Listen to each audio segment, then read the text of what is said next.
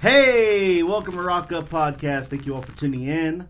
I am, of course, your host, Joe Redbeard, and today I have a special guest, an old pal of mine from back in the days of yore, Mr. Eric Norris. Hello, motherfucker.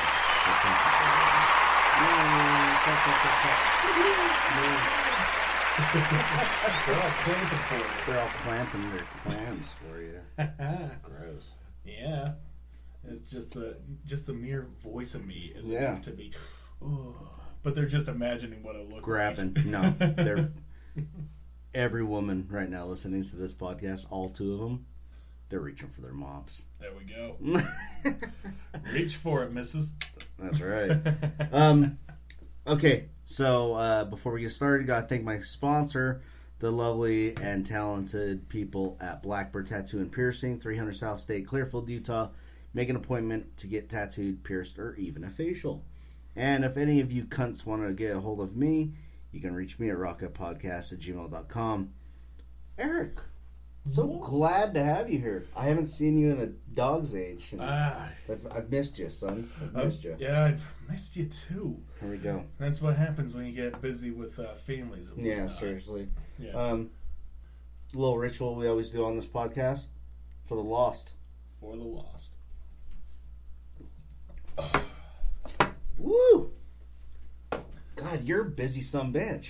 Yeah, it's I'm kind of making up for the fact that last year I had kind of fuck all to do except sit around and heal, and Okay, also so- the fact that everything was closed. So let's get into that.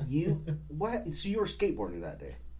Yeah, it was when Saturday, March 14th, was skateboarding down a hill. Not just skateboarding, it was me and 4 or 5 other of my friends, and we were doing like the shotgun hill blast, which is basically Nice.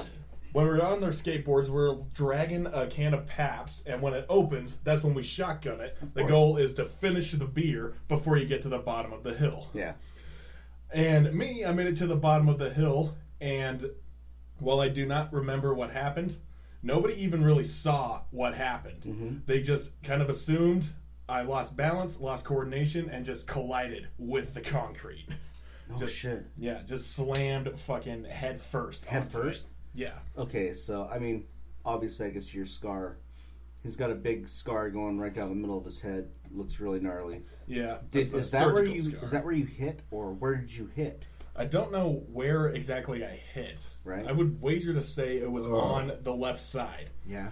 Because as it's healing, I'm starting to feel a little, I don't know, some parts that are bumpier than that on the other side. Yeah. Plus, that was the side that, the surgeons cut open, removed my skull for a bit, and had to stop the brain from swelling, had to stop a blood clot from forming in there. Jesus Christ, dude. Oh, yeah.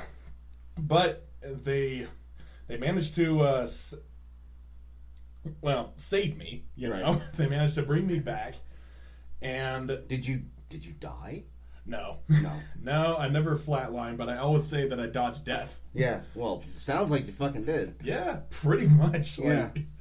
Because, the people who have had traumatic brain injuries like this, they, even if they do survive, they could come back with a lack of motor functions, they could have trouble with speech or memory or even hearing. Did you experience any of that? A little bit. That was, the thing was, when I came out of surgery, I basically had to start from scratch all over again. I had to learn how to talk. I had to learn how to walk again. I had to learn how to brush my teeth again. And all this, I don't remember. I don't remember my first couple of weeks in the hospital. Wow. Yeah. So that was it's kind of like that thing where you look back on the earliest memories of your life. Yeah. No one really remembers being born. No. No one remembers the first day that you were alive. No one remembers anything. Right. You start for the most part, you start equating memories to back to like 2 years. You don't have to drink that, man. I got you a whole lot of Golden Spike, and I know that doesn't taste like anything. I gave Eric a beer that doesn't taste like anything. I was really excited to get these beers because they're called Moosehead, and Moose Drool's really good. So I was like, oh, okay, Moosehead, Moose Drool, maybe it's similar. Sorry, I didn't mean it ain't. No, it ain't. I didn't mean to derail you, though, but continue. No, that's okay. I had to catch a breath. Anyway, yeah, so it was kind of like a reincarnation of sorts. Yeah. Coming back from the brink of the abyss. Yeah. And then having to learn everything. But really, it was just everyone was fucking worried. My parents and the rest of my family and my girlfriend, they were all coming in every single day. Yeah. And they were just hoping that I was making improvement. And I was. It was just a slow climb. Yeah. And my girlfriend, she has videos of me in the hospital where this is actually pretty funny. I requested a cup of ice. For no reason. I just wanted to have ice. And she's got a video of me eating it with a spoon. Like it's fucking ice cream? Like it's ice cream. Minus the cream. Go give me some ice. Yeah. Bowl of ice. Oh god. She's the one that like posted your GoFundMe thing. I think. Yeah. Yeah, she was the one who... dude, she really wow. Oh, she is... What a time to what a person to fucking step up, man. Oh, she's always been that kind of person. Incredible. Yeah. Recently, I described her as an absolute tank of a woman. That's hot. Yeah. Yeah. Every woman, every girl, since being a little girl, wants the fairy tale wedding and to be described as like a brick shit house or a tank of a woman. How did she take that? Oh god, she was like, "What?" And I go, "Hear me out." Basically, you are built of such endurance that you can take a lot of fucking hits. You have taken a lot of hits, and virtually nothing can stop you save for like an atomic bomb. My god. Or death in general. And you'll still take a few steps after that. That tank of a woman. Yeah. She is a mad woman. But she kind of has to be. That's a fun compliment for me. Oh, it is. For her, I'm sure she's like, what the fuck? Fuck you. Well, she was, but she's used to kind of weird-ass compliments that I give her, or weird names. I would hope so. Oh, yeah. One of the things I called her was like, "You're my little raisin." She's like, "What?" What? I'm a raisin? Somehow. Yeah? Yeah, I guess. And she fucking hates raisins. She fucking hated them. But is that why you call her that? Just to fuck with her? Or? Not really. It was just like, "Yeah, you're my little raisin," because it sounded cute. And I was certain. I was like, I could even make the word raisin sound cute. And she's like, "Yeah, you're kind of right." So she takes it in stride. She's just laughing at it. Well, good for her, man. She sounds like a tank of a woman. Oh, yes. I cannot compliment her enough. No, she's the reason why I saw that GoFundMe. I didn't know what the fuck happened. And I was just like, oh shit, what the fuck? And yeah, man, I was kind of worried for you. You got a lot of shit going on, though. Well, when did you get on this SLC Punks podcast? That was kind of a funny story. I got on it in 2017. Well, I'm sorry, it actually started in 2017. I got on it about a year or so later. Yeah. Because I share the main host and founder is Dustin, and he was doing it with his friend Chris. Right. Chris ended up moving to California, but was still interested in doing the show remotely on Zoom. Right. So Dustin called me up. He asked me if I could be a fill-in for him while he got settled out in California. Yeah. So, long story short, here I am, still filling in. Yeah. So, yeah, and he even told me recently, like, I'm adding a lot more to the show, bringing in a lot more different things outside of just the repetition of Oi and street punk, which is Dustin's strong suit. Yeah. But me, I'm on the heavier side of punk rock. I show off a lot of old school and new school hardcore. Yeah.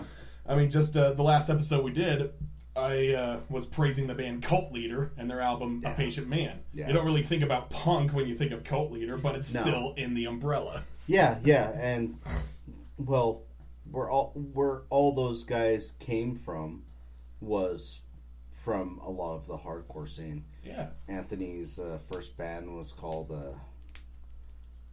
oh fuck. It wasn't Gaza? Thornside. Oh, okay. No, he was in a Christian hardcore band called Thornside. Ah, okay. I think they played 2 shows. Yeah, I've known that guy for years. Yeah. But yeah, Cult Leader's really fucking incredible. Great Salt Lake band. Oh yeah. The Salt Lake's always had good bands, I've always thought. Oh yeah, going back in the history, that's something me and my friend have been doing. We've been reaching out to interview people both from the old school and the new school hardcore scene to kind of get a sufficient history. Yeah. And yeah, that includes like talking to some of the old school Grudge City guys, the Fords, quite a bit. Those guys have got they got a whole trilogy of stories from just the 90s, and especially the 90s. Of course, I didn't live there, but I've heard the stories and heard how it was basically a gangland back then. Yeah, kind of, huh? What is talk to me about this Sagans Youth Collective? What is it? The Sagans Youth, that was something with... Is it after Carl Sagan? Kind of, actually. Is it? Yeah, a little bit. Well, that's what I thought of right when I saw it. I was like, Sagan's Youth, that's kind of like Reagan's Youth, but it's like Carl Sagan. That's pretty much where we got the idea. It was just, we were just throwing around, like, instead of Reagan's Youth, it's Sagan's Youth. Sagan Youth, that's and it just great. Stuck. I love goofy play on words and like shit like that. I don't know what it is, I just always have. Yeah. Even though it has nothing really to do with Carl Sagan at all. That's just us... being goofballs? Yeah, pretty much. Well, what is it?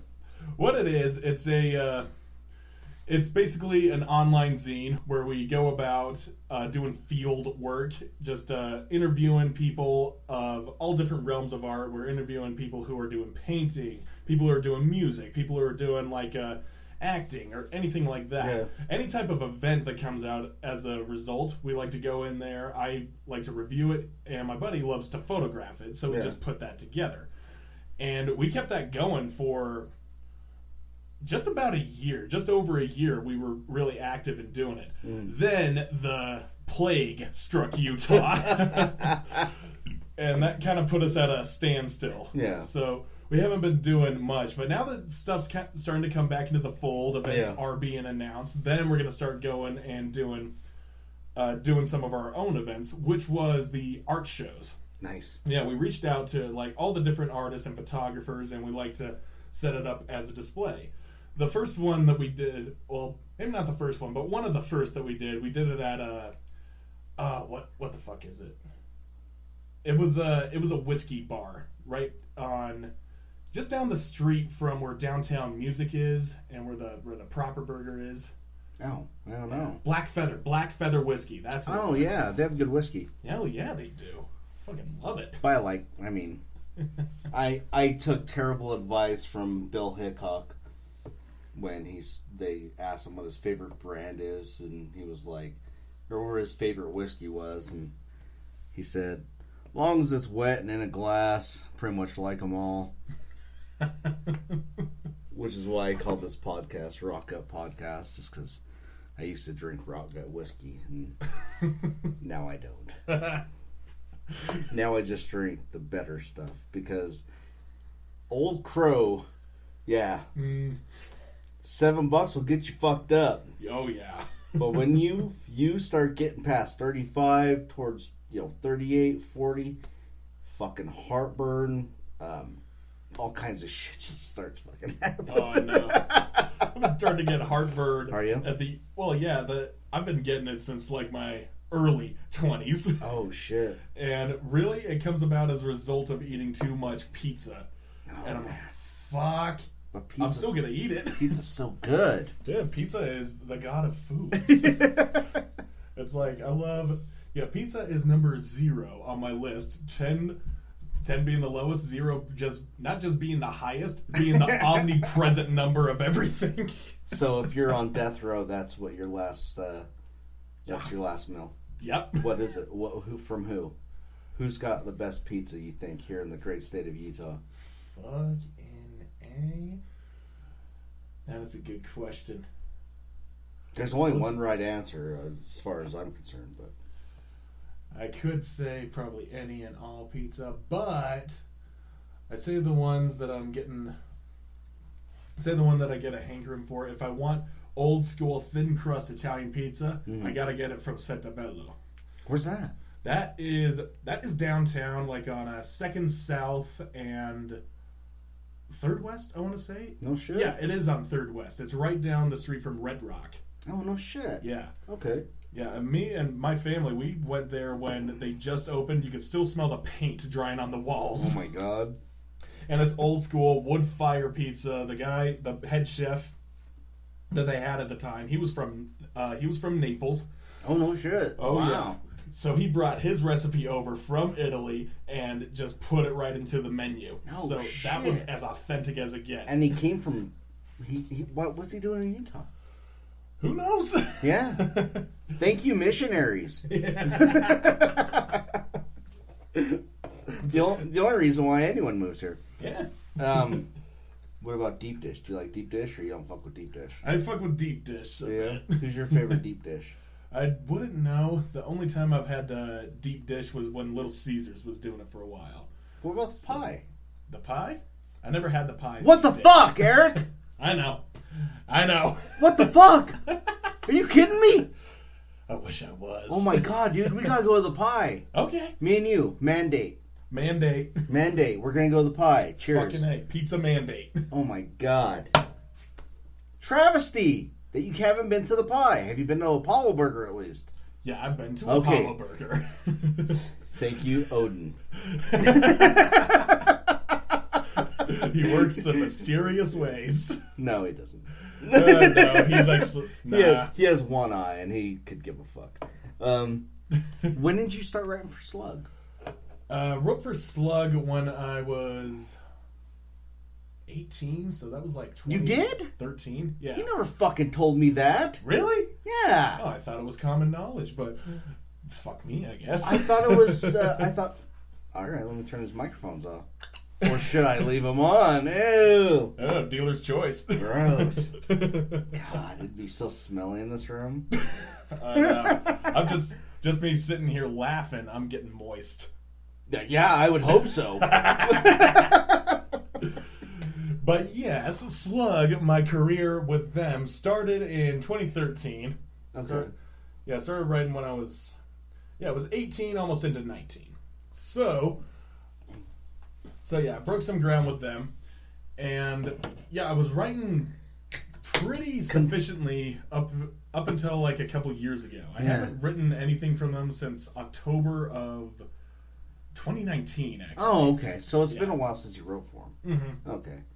I didn't know you wrote for them, honestly. Really? Yeah, I knew that. Let's see. Yeah, I actually didn't know that you wrote for them. But I had been reading Slug since I was a kid, but I mean, honestly, you never really pay attention to who's writing what.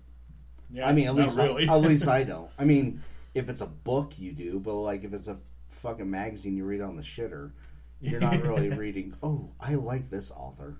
Yeah. I like this journalist. You know. You only get the respect as a journalist if you get up to Tom Brokaw standards. Tom Brokaw. Yeah. God. When you make a name for yourself. Yeah. Tom Brokaw. I'm Tom Brokaw. Well, the biggest thing. What's up, bud? You all right? I'm okay. Just get the mucus. It's allergy season. Oh yeah, it is. The kids have colds, so yeah, I know.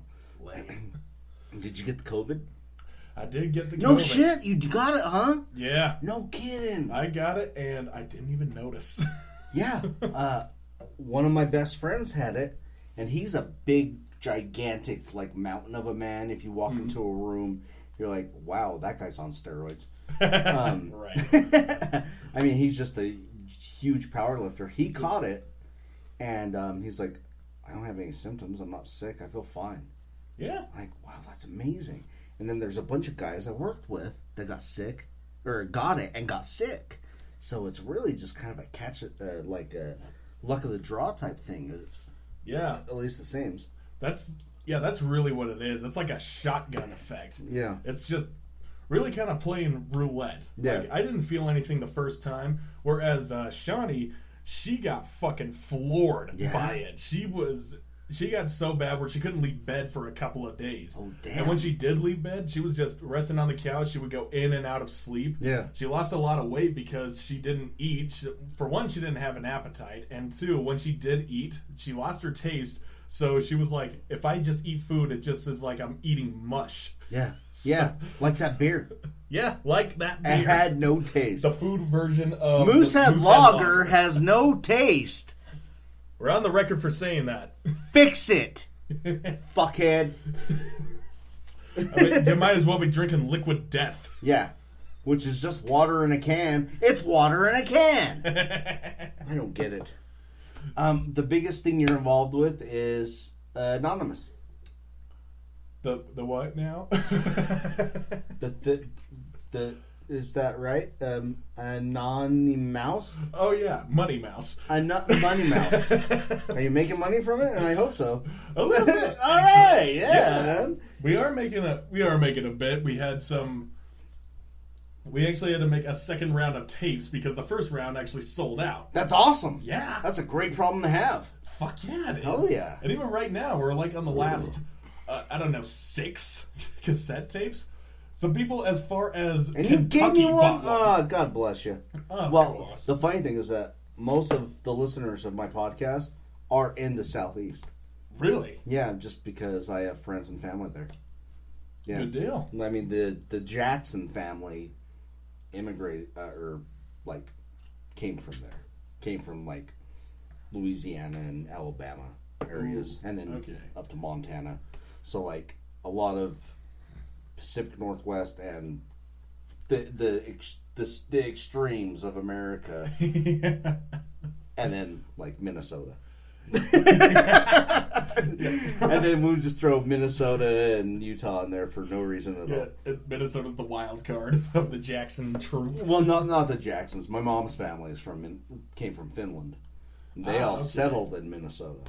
So that's like my family, though. It's just like Oregon, the Deep South, Utah, and Minnesota. So we're fucking weird. You cover at least a few corners. Something. We do something. Yeah. The only thing you gotta hit is the Northeast. Yeah. I have a... This is going to surprise the shit out of you. I have a great aunt who I stay in touch with thanks to Facebook, who is a nun. Who lives in Boston. Ooh, yeah. Okay. Yeah. So, weird. That's some fun stuff. Yeah. It's funny because the first time she came over to our house, my mom's house, this was decades ago. I was in my room. My brother went upstairs, and he came downstairs, and my mom was in the kitchen talking to somebody, and he was like, "Dude, there's a fucking nun in our house." I was like, "Really? Like a real nun?" He's like, "Yeah, nun." Like, but we're both Satanists. God damn it. And then I thought about it for a second. I'm like, oh, it's my grandma's sister. So if you're a Satanist and a nun's in your house, you got nothing to worry about if it's the nun from the second Conjuring movie. Yeah, right? Which is, still one of the scariest things I've seen in recent horror films. Well, if you saw what that, what is it? Oh, God. Whatever that demon is called in that. If you saw... Valak. Have you seen what he actually looks like? Or, like, according to the lore? According to the lore? No. He looks like he's a baby. Really? It's a baby. So really the nun is just a baby throwing a temper tantrum? It is nothing impressive at all. Well, much like the parents, they do...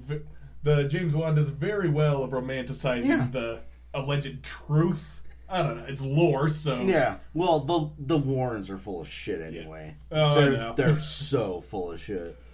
They basically wrote the script to all the movies based off of them. They interjected themselves. They would show up places and be like, "Who the fuck are you?" And they're like, "We're the Warrens. We're here to help you with your problem." We didn't call you. Type of thing. But, alright, man. We are the Bono of paranormal investigation. Sorry, my fucking ADD is kicking in again. Let's talk about Anonymous. Who the fuck's in Anonymous? What is Anonymous about? Anonymous? Well, if we're going back to the beginning, it existed as a brainchild of mine. The origins. Yeah, so for like 4 some odd years, I was writing lyrics, writing riffs on the side. A lot of riffs that I was coming up with was for bands that, one, didn't write or just disbanded too early. Sorry. And, yep. Sorry about that. Yeah, fucking Northlander. Whatever, we got Condition 1 out of it. Best band I was ever in. Yeah. Because I was in it too. Yeah.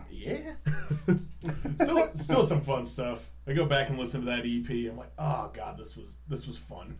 Oh god, I seriously think Northlander was the best band I was ever in. Yeah. Honestly, I miss those days. Because there was a lot of Nordic stuff going in there, wasn't it? Yeah, some. Luckily, I'm half a decent writer, but I would just fucking find shit, and I like that line. Like a man with a small knife needs a long arm. I got that from a National Geographic where they're talking about guys in Mongolia who actually were tusk hunters. And they would go out and they would scavenge the dead bodies of elephants and shit.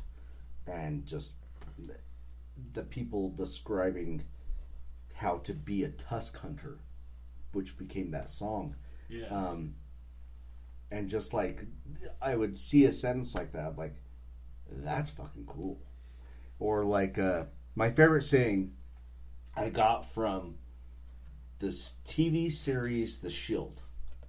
Oh, yeah. And it was this terrible, horrible fucking villain on there who was like a pedophile, and he was a drug dealer, and he was the one that Michael Chiklis grabbed his head and put his face to the burner when it was totally on. Well, after he had a really big scar after that, and he was showing him, he's like, I made you do that to me because I wanted to discredit you as a police officer. Every scar is a victory. And I was like, oh my god, that's the greatest thing I've ever fucking heard! Holy shit. Every scar is a victory. Oh my god, it's just fucking... And it just kind of became a mantra for, like, my philosophy about life. Like, it's basically, nothing, whatever doesn't kill you makes you stronger type thing. Yeah, completely. But it sounds way sexier. Yeah. Every scar is a victory. Every scar is a victory. Every scar tells a story. It does. Yeah, man. Yeah. Yeah, even the little scars I get from bumping my hand on the car door. I'm the biggest fucking klutz, dude. I'm always throwing on my fucking head into forklift forks and bars and shit. It's ridiculous. Oh yeah. So Anonymous, yeah. SLC. Bandcamp.com. Not gonna deviate anymore. I do. I get the ADD. I blame myself, and I blame the paint that had lead in it when I was a child. Anonymous.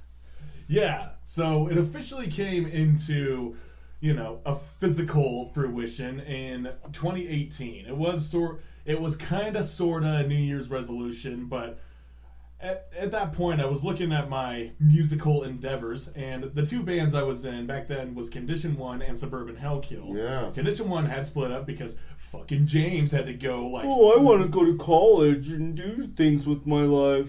Yeah, fucker, and there he is, doing shit with his life. Like a loser. Like a loser! Fuck it. Yeah. Who teaches fucking sports medicine and makes a career out of it? In Texas. Whatever, James. James. Why did you have to be such a fantastic guitarist? God bless him. Not do anything with it. Well, not do enough with it. Yeah. Well, there's still time. Yeah. There's still the Condition 1 EP. That's a fantastic EP. Yeah. Like, holy shit. Yeah. Yeah. So we only did 2 shows. But yeah, at that point, I was like, you know what? Suburban Hellkill is on a hiatus at this point. Maybe now everything is pointing to me getting this fucking thing off the ground. Uh-huh. So I hit up with a friend of mine, Rissa, who is a drummer, and she's only been in one other band, which was a terrible experience for herself because everyone in that band was a dipshit, and her boyfriend was in that band, so that's how she got in. But they wouldn't really practice. Practice just included playing a note and then spending the rest of the time getting drunk. And she was just like, "Come on, I want to play music. I want to play shows. I want to fucking do something." Yeah, at least do something, huh? And now she had the opportunity when I hit her up, like, I'm trying to get this project off the ground. I need a fucking drummer. Are you in? Fuck yes, I'm in. I don't care what the genre is. I don't care what you're playing. Just put me in there. All right. Awesome. So that's how I got her. And we jammed a little bit for her, just the 2 of us. And then as we were going along, started picking up new members along the way. We got one guy who I met at one of my friend's birthday parties. Uh-huh. And he was like, "Oh, well, I'm a bass player. Do you guys need a bassist?" "Yes, we need a bassist. Come Holy on shit. in." So he came in, and then I was like, okay, we were fumbling around looking for a guitarist. It's funny, because when forming a band, you kind of work with the singer, and then the guitarist, and then the bassist, and the drummer always comes last. For me, it was the exact opposite. Not only was Rissa a drummer that I was looking for, and the first person who joined the band, but she also wasn't in any other bands. No shit. That is a rarity. For a drummer, especially in Salt Lake City? Fucking A. That's a goddamn unicorn. Yeah, so I'm holding on to that goddamn unicorn. Yeah, you better, man. Yeah, and she's still there. She's still there. You better make her very happy. Yeah. Because she can't go anywhere. I know. We're not. She's shackled and chained, or shackled with a ball and chain to her drum set, and she will learn. Is this like a BDSM thing? I mean, she's a cute... I've seen her. She's a cute girl. Yeah. I wouldn't blame anyone. As far as I know, she does not own any whips, but she owns some chains. That's how far along she is. My God. She said, fuck you to the whips. And she said yes to the chains. Oh, yeah. My God. All right, let's play a song. All right. Between Struggle and Abuse, what's the song about? The song was basically... It was basically written in just a reaction to aggression I felt towards those Catholic priests that like banging the altar boys. Yeah, not cool. Yeah. We are gonna just take a stand right now here at Rock Up Podcast and say we're against pedophilia. Yeah. If you got pedophilia, then you might as well just chop your dick off. Chop your dick off and then kill yourself. All right, cool. Yeah. Let's fucking do this song.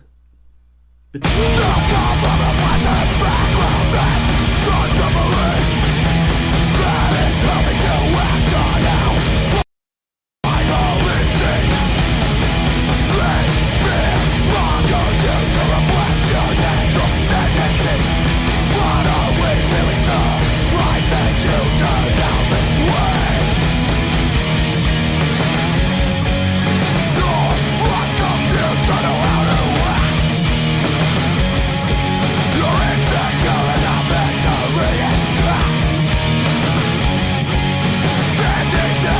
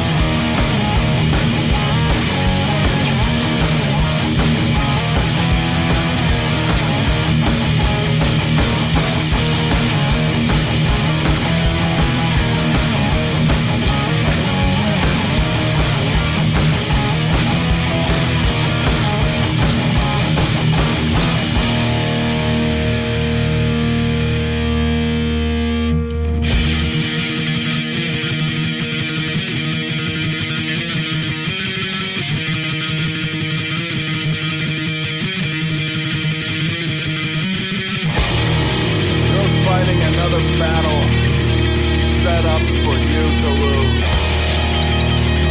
A faceless victim got between struggle and abuse.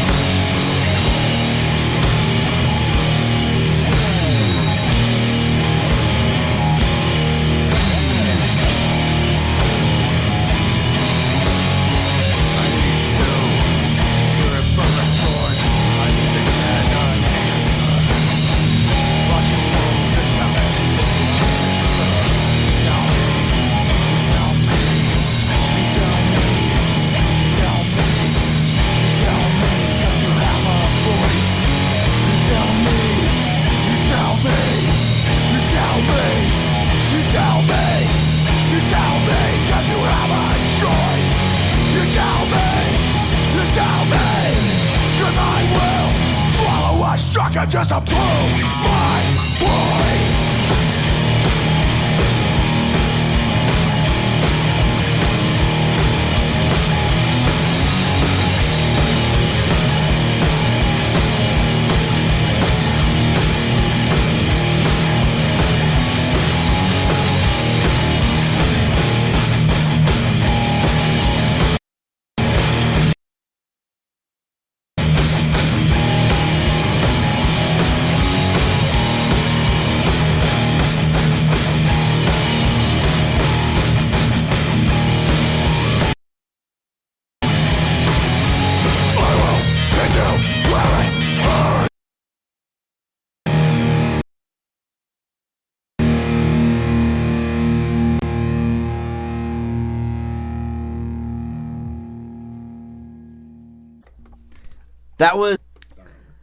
That was Anonymous playing their song. God damn it. Between Struggle and Abuse. And I had this delay on my... I'm looking at this. I was like, blah. Say words and plug that. Yeah. Alright, fuck it. Anonymous SLC.bandcamp.com. There we go. $5 for the digital download, $7 for the cassette. Yeah. If you guys heard that twice, it wasn't me. It was the fucking computer here. The computer's being a little bitch, rascally. Being a little bitch right now. Yeah, being a little rascally bitch. Holy shit, dude! What the fuck's going on? It's just like paused at 5:01. It's trying to buffer. God damn it! It shouldn't be doing that. Because that just went by. I know what happened. Technical difficulties. Sorry, but at least me and Eric are still here. Yeah. And he's still alive. I'm very happy about that. God damn. I guess I'm okay with it. Gee whiz! Don't be dark on me. Oh man, the thing is, like, when you suffer such a traumatic experience, when you can joke about it, oh yeah, that's when you've. That's just a sign. At least for me, that's a sign of healing. Oh yeah, you know. Yeah. if I can find a way to laugh about it, that way I am working my way past it. I think you have to laugh at it. Yeah. I think you have to laugh at it. You have to make jokes about it. I think laughing about it just helps you heal. Yeah. You know, because that was some serious shit you went through, and you know, like the whole Jackson side of my family, gallows humor is huge. Just that old dark fucking gallows humor, you know. Yeah, he died of cancer, but at least he lost 20 pounds, huh? God damn it. Or, you know, whatever. That was an example, and probably a poor one. One of the things I say, so many people are like asking me, whoa, what's up with your head? Some people are like, that's a cool hairstyle that you have. And it's like, how'd you get it? I'm like, it's a surgical scar. Thank you. A surgical scar? What happened? Well, and then I proceed to tell him the story in as deadpan a delivery as I possibly can, and just say it as such, like if Ben Stein was narrating my life. Let's do it. Okay, let's do it right now. All right. Oh man, how'd you get that scar? Well, it was a surgical scar, actually. And I got that when doctors had to cut my head open and remove part of my skull to keep my brain from swelling and also stop a blood clot from forming. I got that as a result of skateboarding and then having my head collide with the concrete a little too hard. And then I lived for 2 months without my skull, waiting for the brain to settle. I think you need to dull it down a little bit. You still have too much personality in there. Yeah. Like. Well, then I had to. Then I had to live 2 months without part of my skull. Then I had to go back in for a second surgery where they stapled it back together. So now I have staples in my head, but at least I still have my skull. Oh no, well. At least I still have my skull. Oh well. It's okay. Dude, you know what I just realized? What? Part of the like McClellan or McDonald thing about serial killers is that they all experience head trauma. Are you gonna be a serial killer? Ooh. I haven't considered that line of work until now. So. Maybe consider it. We're gonna go to a break and we'll come back and we will show you our penises.